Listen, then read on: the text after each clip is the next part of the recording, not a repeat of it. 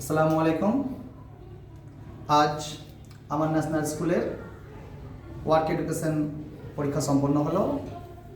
আমরা বরাবরই কোয়ালিটি এডুকেশনে বিশ্বাসী।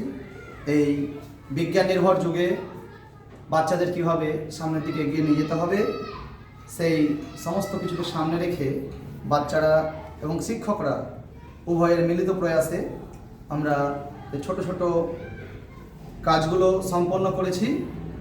সেগুলোরই আজকে একটা ছোট্ট উপস্থাপনা আপনাদের সম্মুখে রাখব।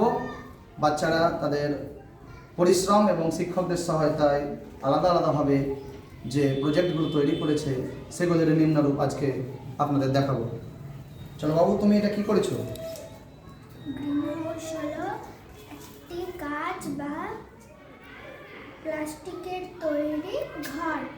এখানে সূর্যের তাপমাত্রা ঢোকে কিন্তু সহজে বার হয় না, তাই গাছপালা সহজে বেড়ে ওঠে। তাহলে এই প্রজেক্টের নাম কি আমাদের?